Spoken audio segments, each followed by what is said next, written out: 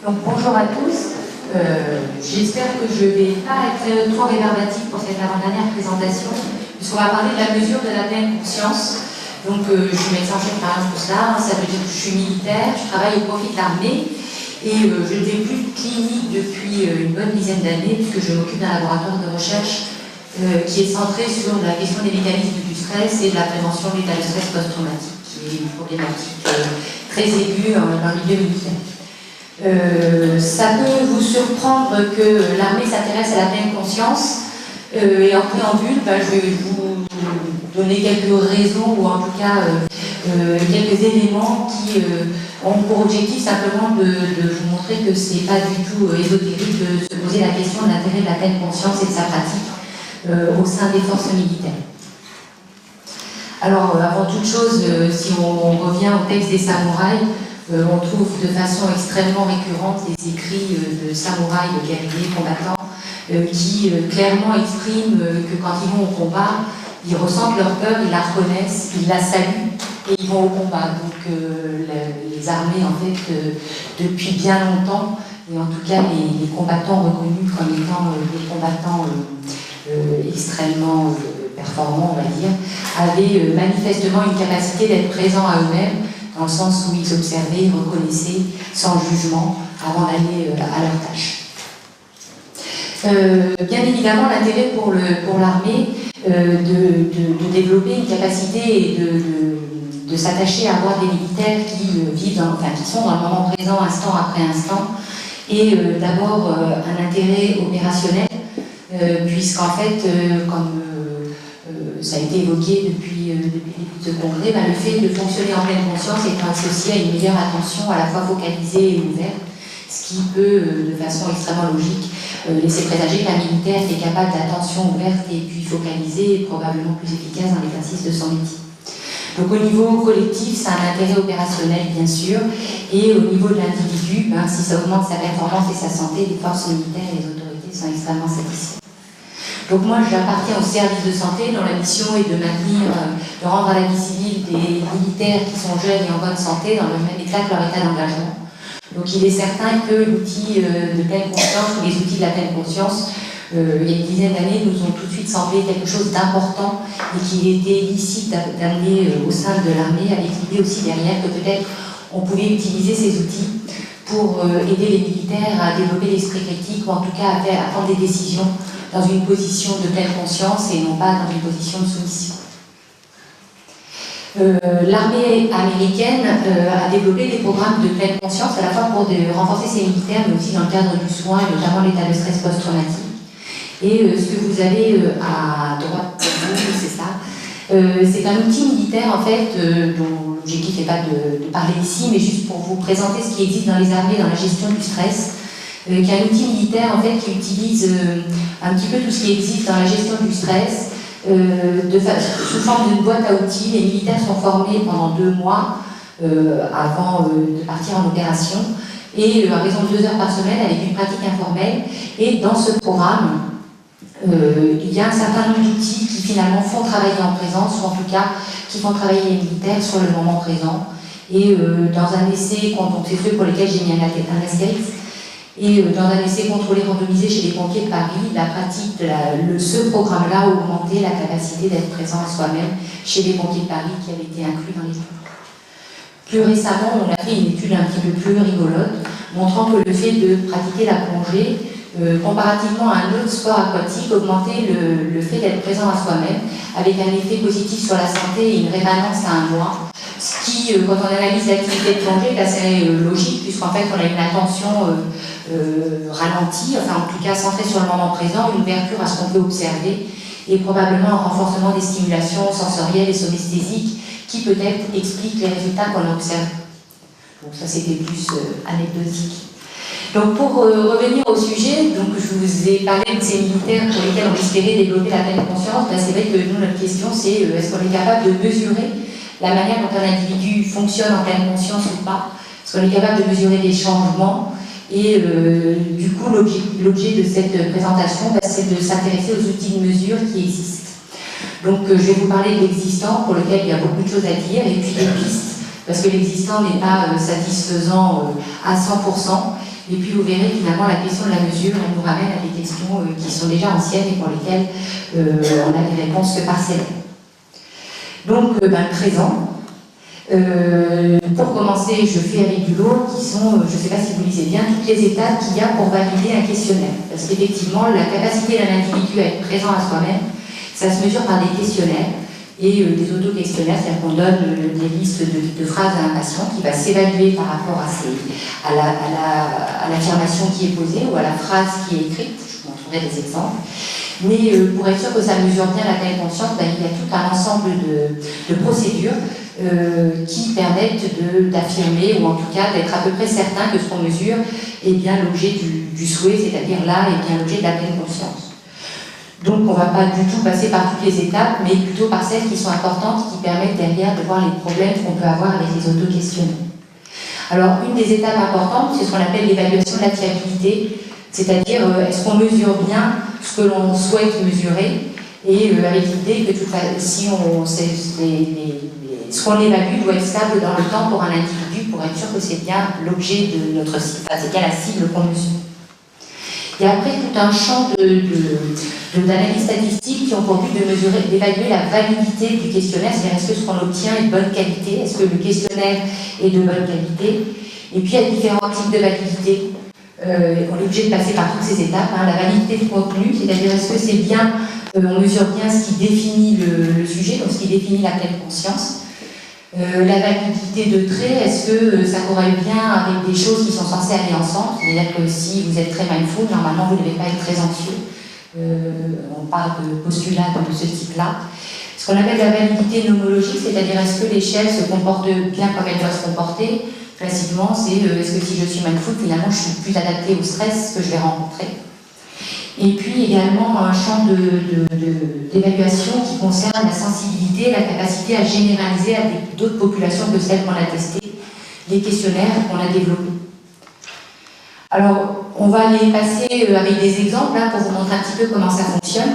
Donc la première des choses, c'est finalement s'appuyer sur une définition pour bien spécifier le questionnaire, ou en tout cas ce qu'on veut mettre dans les questions qu'on va poser au sujet pour mesurer l'objet d'étude, qui est donc effectivement la pleine conscience.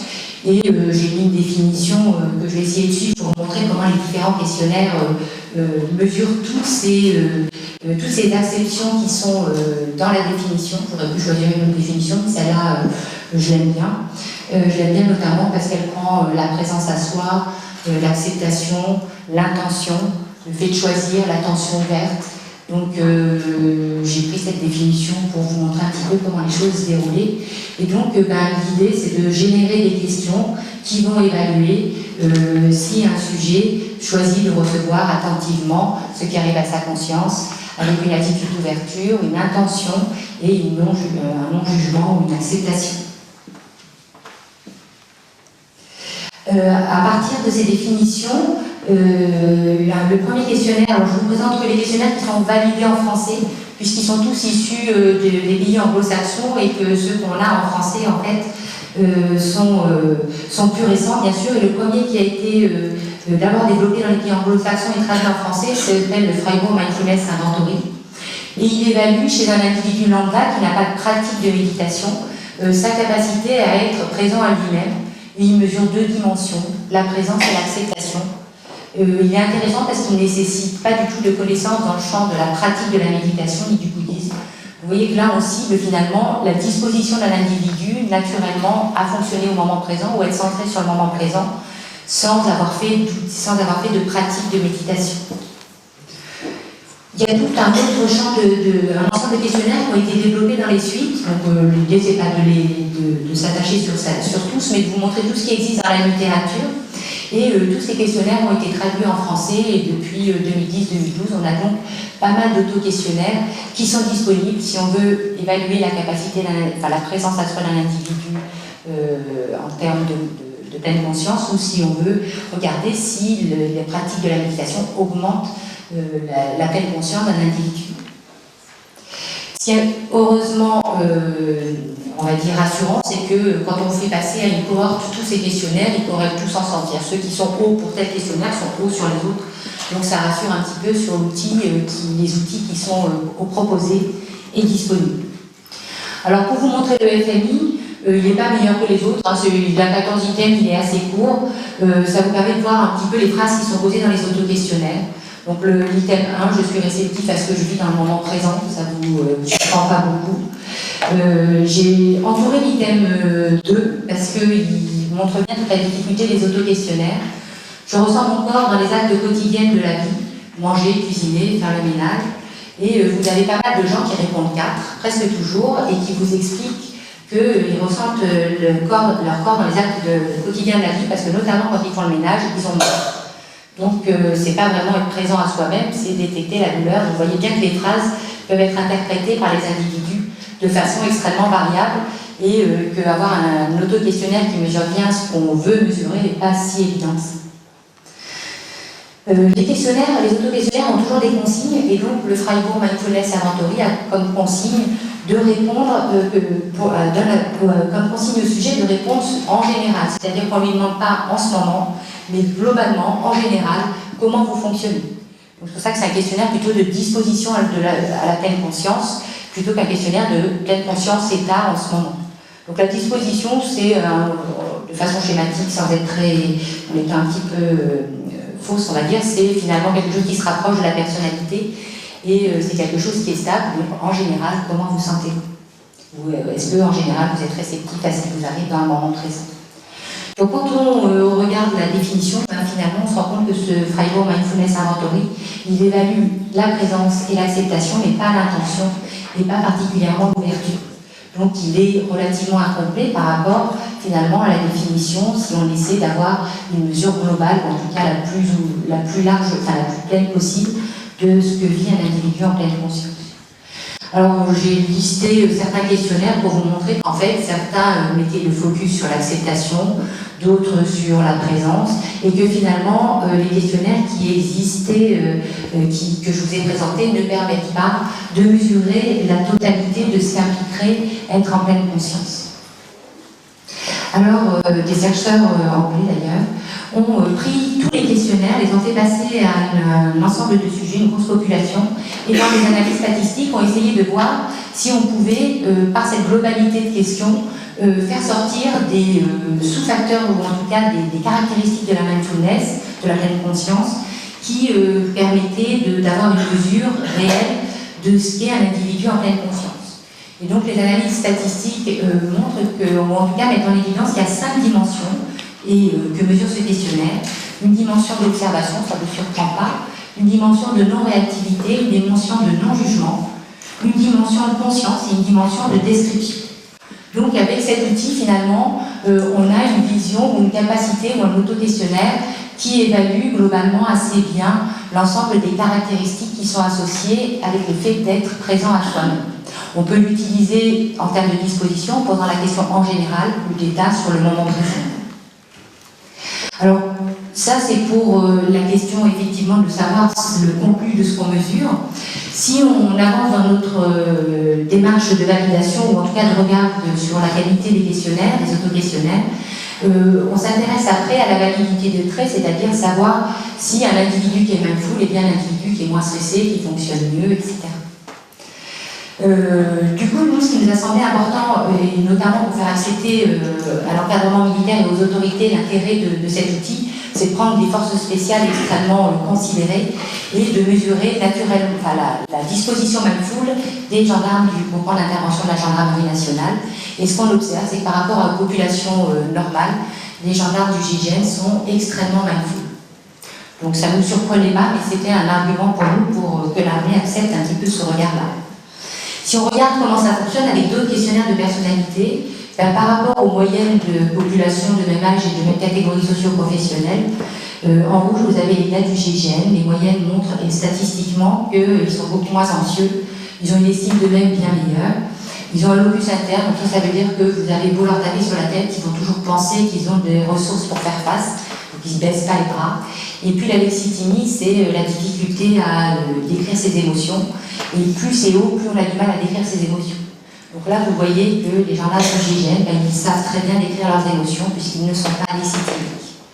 En termes d'état, au moment où on les a mesurés, ils se sentent plus efficaces que la population, ils ont plus d'affects positifs, ils ne se sentent pas anxieux sur le moment. Donc vous voyez que la validité de trait, donc l'association de la pleine conscience avec ce qu'on pense être son fonctionnement dans la vie de tous les jours, ben, est relativement bien observée. La validité nomologique a pour objectif de voir si finalement on prédit bien ce qu'on est censé prédire. Et là l'idée c'était de dire est-ce qu'un individu haut en mindfulness est un individu qui finalement répond mieux à des situations de stress? Est-ce que sa réponse est plus adaptée? On a fait une étude avec les sous-mariniers et dans le cas d'un sous-marin qui était plongé en pleine mer, duquel devaient s'évacuer les sous-mariniers, avec des mesures la veille, des mesures juste avant, des mesures juste après et jusqu'à 4 heures après. C'est une tâche qui déclenche un stress aigu, hein, parce qu'il faut se mettre dans le sas que vous voyez tout seul et qu'on est expulsé à la surface, et si on n'applique pas les procédures, ben on abîme ses poumons. Donc c'est pas de tout repos et c'est pas uniquement ludique. Et ce qu'on observe, alors sans rentrer dans les détails, vous avez en vert les sujets mindful de ce groupe les plus hauts sur le score, en bleu ceux qui sont le plus bas sur le score, et les sujets les plus mindful ont des marqueurs de stress moins importants avant, c'est le graphe de gauche, donc moins de cortisol sécrété, ils s'endorment mieux, et ils ont une activation sympathique, c'est le LF sur HF qui fonctionne mieux, et ils ont une cognition, c'est-à-dire là on avait regardé la mémoire, qui est également moins abîmée par le stress. Le graphe de gauche, de droite, c'est 4 heures après la fin de l'évacuation, et on observe toujours le maintien de cette différence sur les marqueurs de stress et de cognition. Donc sur un vrai stress militaire, le fait d'être mindful semble bien être protecteur pour nos militaires. Ce qui sont pour nous des arguments, hein, parce que vous imaginez bien que quand même les autorités militaires nous regardent avec les yeux grands ouverts quand on parle de méditation et de mindfulness. Sur le stress chronique, là on a regardé chez des militaires qui avaient été envoyés en 2011 dans un mandat en Afghanistan, qui avait été un mandat extrêmement coûteux en mort et en blessure. Finalement, avec la même question, est-ce que si le sujet est naturellement mindful, il est plus protégé par rapport aux effets délétères du stress chronique, avec des mesures qui ont été faites avant le départ, 6 mois après le retour, donc un mandat de 6 mois, et 18 mois après le retour. Alors ce qu'on a observé, et sans rentrer dans les détails, c'est ça, c'est que en fait nos militaires classiques reviennent avec beaucoup moins de dépression et d'anxiété s'ils étaient mindful au départ. Là, le graphe que je vous ai mis est le graphe chez les gars du GIGN qui sont aussi partis en Afghanistan et qui sont donc considérés, ou qu'on pourrait considérer comme des experts de la présence à soi ou de la disposition mindful. Si on regarde chez ces super hauts sur la cotation du questionnaire, ceux qui sont le plus haut, c'est ceux qui reviennent en meilleur état, toujours avec le même protocole, c'est-à-dire qu'au retour de la mission, ils ont un score de dépression qui est pas du tout cliniquement positif, alors que ceux qui sont moins mindful sont au-dessus des seuils cliniques de dépression et avec le même effet 18 mois après le retour. Donc même chez ces experts, le fait d'être encore plus mindful, ou en tout cas avoir un score plus haut, semble bien être protecteur. Je vous ai parlé des questionnaires, je vous ai parlé du questionnaire qui avait poulé un peu tout ce qui existait, et ça nous a conduit à nous interroger sur le fait qu'il n'y avait peut-être pas un continuum, qu'il n'y avait peut-être pas que des gens hauts et bas mindful, et qu'il pouvait y avoir des différences de fonctionnement sur chacun des sous-facteurs ou des caractéristiques de la pleine conscience. Et on avait passé ce fameux questionnaire en 5 facteurs à des soignants, et on a regardé par des méthodes statistiques si finalement il y avait des gens qui étaient haut partout ou bas partout, ou s'il y avait des disparités de réponses sur les sous-facteurs. Et ce qu'on observe, c'est qu'en fait, il y a effectivement des gens qui sont hauts sur tous les facteurs caractéristiques de la pleine conscience, c'est la courbe rose. Des gens qui sont plutôt bas sur tous les facteurs de la mesure de ce questionnaire, c'est la courbe verte. Puis des gens qui sont intermédiaires, en étant relativement capables d'être présents à eux-mêmes sur leurs sensations internes, et pas tellement sur la perception de l'environnement, ou l'inverse. Donc des sortes de clusters en fonction des caractéristiques de pleine conscience, et que finalement, ce n'était pas aussi clair que ça, haut ou bas, et qu'il fallait un petit peu mieux regarder les choses. On a regardé l'intérêt de ces clusters sur le stress perçu et le burn-out, qui est une grande problématique des personnes soignantes. Et ce qu'on observe, c'est que ces 4 clusters, en fait, n'ont pas du tout le même score sur le stress perçu, ni sur le burn-out. Et donc, vous avez les plus mindful qui ont les scores les plus bas, les moins mindful qui ont les scores les plus hauts, et puis les groupes intermédiaires qui se répartissent sur des valeurs intermédiaires. Donc il semble bien aussi que finalement, si on regarde la qualité de présence à soi et sa valeur protectrice sur la santé, en tout cas chez les soignants, ça marche bien. Et que ça peut être intéressant d'affiner un petit peu la catégorisation des gens avec les questionnaires. Alors on a regardé notamment une des variables médiatrices, c'est-à-dire celle qui faisait le lien entre la mindfulness et le sport, au burn-out, comme au stress perçu, qui était la perception de menaces identitaires, personnelles et professionnelles. Et ce qu'on a observé, c'est qu'en fait, selon les groupes, selon le cluster de pleine conscience de notre cohorte, cette menace identitaire n'était pas perçue avec la même importance chez nos sujets. Ce qui veut dire probablement qu'en fonction de notre caractéristique mindful, en fonction de nos scores à ces sous-facteurs, il y a probablement des médiateurs ou en tout cas des stratégies d'ajustement qui fonctionnent différemment et qui demandent d'être mieux comprises, mais qui sont pour l'instant pas tellement explorées de cette façon-là. En tout cas, ce qu'il faut retenir, c'est qu'il n'y a probablement pas un continuum, mais des disparités dans la capacité des individus à être plus ou moins en pleine conscience si on regarde l'observation, le non-jugement, l'acceptation, la présence et la description. Si on essaie de s'intéresser à la sensibilité au changement, on a des méthodes de méta-analyse, effectivement, et on en a parlé, qui regardent l'effet de la pratique de la méditation pleine conscience. Donc là, on n'est pas en termes de disposition, mais plutôt de est-ce que ça augmente après une pratique. Et ces pratiques, en fait, et je vous parlerai juste de cette méta-analyse. Donc une méta-analyse, ça se présente comme ça, mais a pris 209 études, c'était quand même beaucoup de patients. Il y a peu d'études qui ont regardé le maintien sur le long terme, ce qui est quand même une question importante. Et l'intérêt de vous parler de ces méta-analyses, c'est de montrer qu'en fait, elles ne ciblaient pas sur est-ce que ça augmente la pleine conscience, mais est-ce que ça augmente ou est-ce que ça diminue les symptômes cliniques. Donc ça veut dire que finalement, si vous diminuez votre anxiété par la pratique de la méditation pleine conscience, on ne sait pas si c'est parce que vous augmentez votre capacité à être en pleine conscience, si on le mesure. Mais on sait que ça va mieux, ce qui est déjà vachement intéressant. Donc l'intérêt de voir si les questionnaires augmentent après la pratique est quand même quelque chose qui mérite d'être aussi regardé. Et juste pour vous montrer des études dans le champ, moi qui est mon champ de travail, qui est l'état de stress post-traumatique ou de PTSD, il n'y a pas énormément d'études et sans rentrer dans tous les détails de ce qui a été mesuré, l'idée c'est de retenir qu'en fait on évalue la qualité de vie, la diminution des symptômes de comorbidité comme la dépression.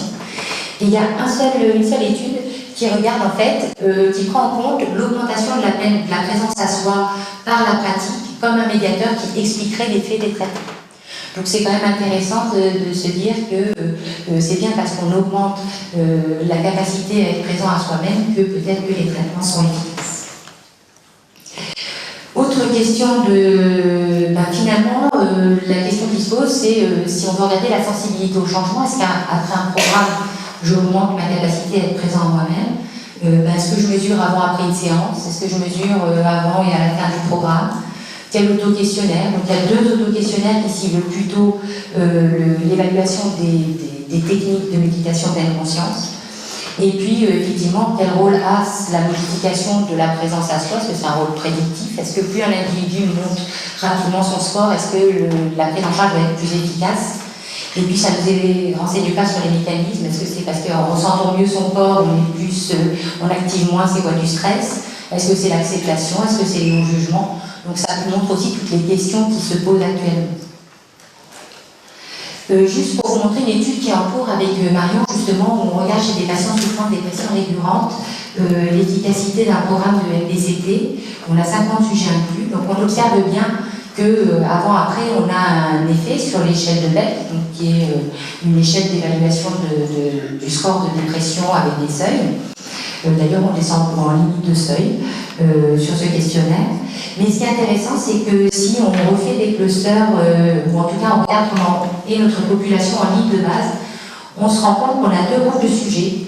Un groupe de sujets, alors on a pris comme questionnaire la rumination, un questionnaire de pleine conscience, le Freiburg Mindfulness Inventory, un questionnaire de compassion pour soi et un questionnaire de conscience corporelle. Et on se rend compte qu'il y a une répartition des sujets en 2 groupes qui sont assez cohérents et qui déterminent quelque part la capacité qu'ils ont à avoir des pensées négatives, à être bien dans leur corps ou présent à leur corps.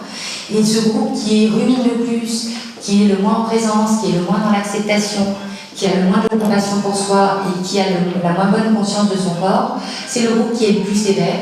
Et de façon intéressante, c'est dans ce groupe que l'efficacité du MDCT est la plus importante. On ne sait pas si l'effet se maintient, mais espère accueillir les questionnaires à 6 mois, mais pour l'instant, on est dans l'attente. Mais c'est aussi intéressant de se dire que peut-être que les programmes, tels qu'ils sont là, ne sont pas efficaces chez tout le monde de la même façon. Pour développer des normes, alors là c'est compliqué, il n'y a aucune norme. Une norme, ça permet de comparer des sujets, notamment dans des tâches différentes, pour les interpréter avec un même niveau de regard. Et puis l'intérêt de développer des normes, ce serait aussi de définir des seuils. À partir de quand on dit qu'un individu est naturellement en pleine conscience, à partir de quand on considère qu'il a atteint un niveau suffisant de pleine conscience. Ce seuil-là, il serait prédictif de quoi? Est-ce que si j'augmente de 10 points mon score, ça veut dire que le programme va être plus efficace? Est-ce qu'on peut répondre à ce genre de questions? En tout cas, pour l'instant, je n'ai pas la notion dans la littérature qui est ces données-là, mais c'est certain qu'elles me paraissent intéressantes pour adapter et améliorer les protocoles aux besoins des patients. De la même façon, on peut se demander si effectivement, est-ce que c'est la même chose un individu qui naturellement score haut sur un questionnaire de pleine conscience, par rapport à un individu qui s'est engagé dans un programme de pleine conscience et qui est devenu mindful avec une intention de pratiquer. Est-ce que c'est la même chose? C'est le même questionnaire, mais est-ce que finalement on mesure bien la même chose? Donc autant de questions pour lesquelles je n'ai pas vraiment de réponse. Donc ça veut dire qu'on a des outils qui marchent pas si mal, pour lesquels il y a encore des choses à reprendre. Il y a un certain nombre de pistes qui me paraissent intéressantes. Et peut-être que pour voir ces pistes, on peut s'appuyer sur la manière dont on fonctionne sur la phénoménologie de la pensée, donc d'un sujet mindfulness à qui on demande dans les exercices de porter son attention sur sa respiration sur un objet, qui va partir en pensée vagabonde, le reconnaître, laisser être ou laisser faire, et puis retourner sur son objet. Et cette succession d'étapes, en fait, fait appel à un certain nombre de processus attentionnels que je vous ai listés, et pour lesquels on a des outils de mesure, ou en tout cas des tests cognitifs qui nous permettent d'évaluer cette capacité attentionnelle. Et ces capacités attentionnelles, elles sont aussi sous-tendues par des réseaux cérébraux. C'est-à-dire qu'en fait, il y a, quand on est en attention soutenue, un certain nombre de zones du cerveau qui s'activent de façon synchrone et qu'on commence à connaître. Donc avec ce regard un peu global, finalement, une première piste, c'est la piste cognitive qui pourrait peut-être nous aider à affiner la mesure de la capacité d'un sujet ou de sa disposition à être en pleine conscience. Donc, je vous ai mis un schéma assez ancien du traitement de l'information tel qu'on l'apprenait en psychologie, mais qui permet de voir un petit peu tous les outils par lesquels on peut apprendre de la connaissance et qui mériteraient d'être évalués, sachant que tous ces outils sont extrêmement modulés par le niveau de stress des individus. Et on peut se dire que finalement, à partir de ces fonctions cognitives, ça pourrait être intéressant de développer un outil qui mesure à la fois la flexibilité d'un individu pour s'ajuster à son environnement et en même temps un outil qui mesure la stabilité de ses fonctions dans une tâche. À ma connaissance, ce sont des choses qui n'existent pas, mais pour lesquelles on a déjà des pistes et on pourrait envisager d'avoir une mesure cognitive, ou en tout cas de l'esprit, du fonctionnement de l'esprit d'un individu mindful. Quand je dis esprit, c'est dans le sens cognitif et pas psychique. La piste des réseaux cérébraux, pour laquelle je ne vais pas m'étaler, mais juste pour vous dire qu'en fait, sur ces réseaux a été mis en évidence une activité cérébrale pathognomonique de la pensée vagabonde. Donc, on pourrait se dire qu'en miroir, on pourrait peut-être avoir une activité cérébrale qui signerait le fait d'être en pleine conscience. Donc ça, c'est des recherches, c'est pas du tout à l'ordre du jour, mais c'est des regards qui sont en train d'être explorés.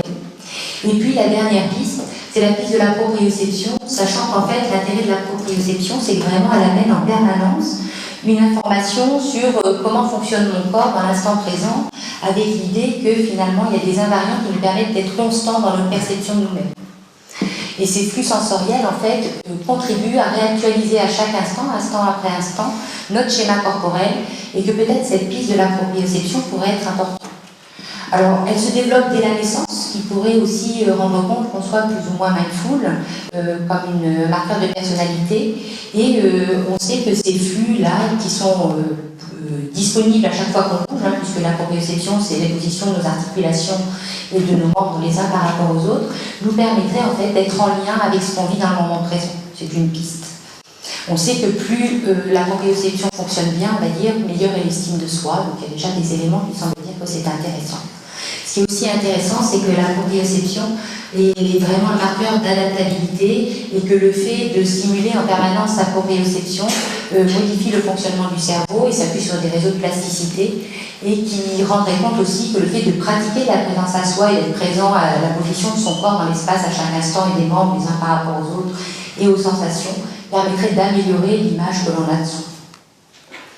Donc juste pour terminer et finalement pour revenir à des questions du passé, si on se demande quelle est la meilleure mesure, finalement on est confronté à la question de savoir comment mesurer ce qui expérimente un sujet en pleine conscience, sachant que la personne qui détermine les mesures n'est pas forcément quelqu'un qui est en pleine conscience.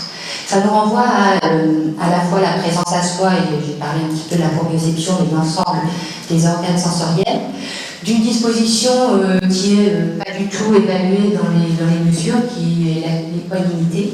Donc en fait, cette disposition de détachement, cette disposition affective, de détachement qui conduit à une sérénité à l'égard un petit peu de toute sensation ou évocation, qu'elle soit agréable ou désagréable.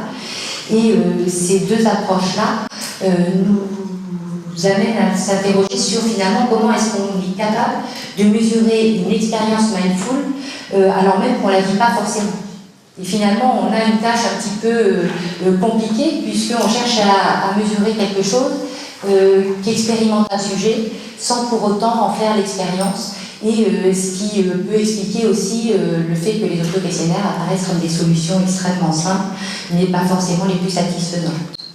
Donc, je vous remercie de votre attention. Ce que j'ai voulu représenter, c'est le pauvre chercheur avec ses papiers qui n'est pas forcément un individu naturellement mindful et qui s'interroge sur ce que ressent un Bouddha et qui est chargé de développer un outil pour essayer de mesurer l'état de fonctionnement au moment présent du Bouddha avec ses obligations, on va dire, normatives de la recherche, ce qui n'est pas forcément simple.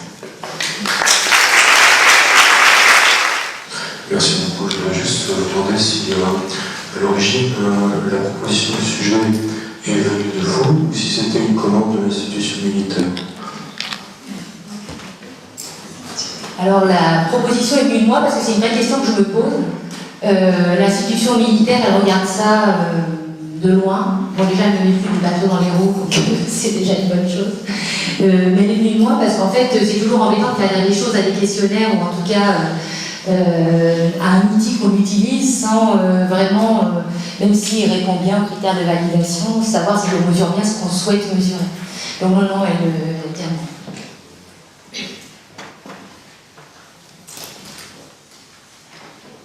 Je vous ai assommé.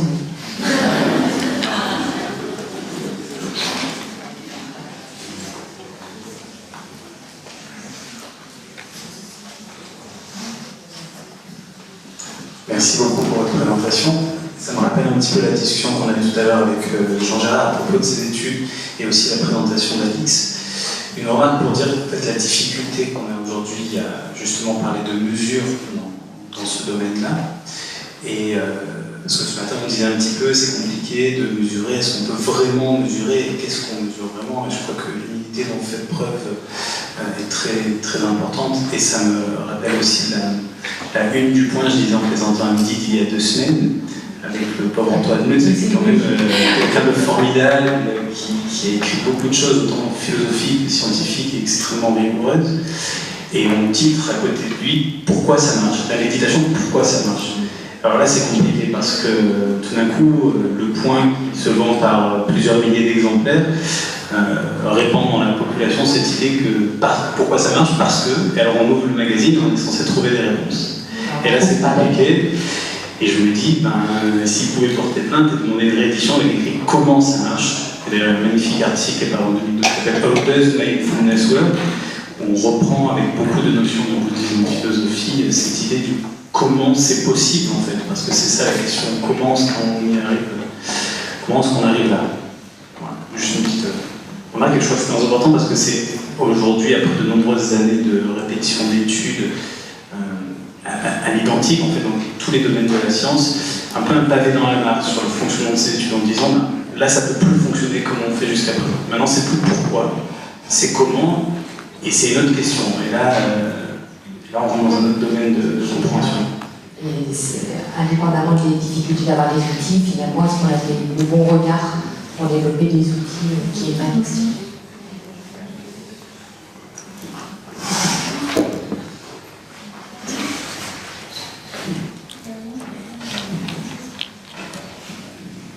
Alors, je ne m'attendais pas au grand écart entre la tradition bouddhique de la pleine conscience et son utilisation militaire à des fins d'efficacité. Voilà, c'était juste une petite précision. Alors en fait, comme je l'ai mis dessous, le service de santé l'utilise à des fins de santé. L'armée le regarde, les autorités avec intérêt, parce que derrière ils voient la notion d'opérationnel. Le service de santé l'utilise bien, ou en tout cas essaie de l'utiliser dans une optique de gestion du stress et donc de santé. Oui, mais bon, la question éthique se pose quand même. Alors, l'idée n'est pas de faire des super combattants, puisque l'idée est aussi de leur apprendre l'esprit critique. Justement, de prendre des décisions en pleine conscience et non pas sous le coup de la fatigue ou de la routine, de la pression normative. J'entends bien, mais c'est difficile de faire l'économie de cette remarque qui vient quand même très spontanément quand on n'est pas du tout des professionnels de la pleine conscience, mais qu'on a un abord généraliste, qui est plutôt dans la tradition bouddhique de la nature. Voilà, c'était juste, je voulais juste témoigner de ma surprise, mais j'entends très bien votre discours. Pas de bonne volonté. Mon discours est centré sur la réponse de stress, pas sur la performance, vous avez bien remarqué. C'est la même question pour les entreprises que vous posez finalement. Tout à fait. Mais tout à fait, parce que les dérives dans l'utilisation sont complètement possibles. Si la pratique est bien faite, j'ai du mal à me dire qu'un individu qui a pratiqué va avoir des comportements justement qui ne seront pas en accord avec ce qu'il a pratiqué. Je pense plutôt qu'on fait des citoyens que des super combattants, ce qui n'est pas du tout le même regard. Mais c'est bon. J'espère, et on est là pour ça. Merci.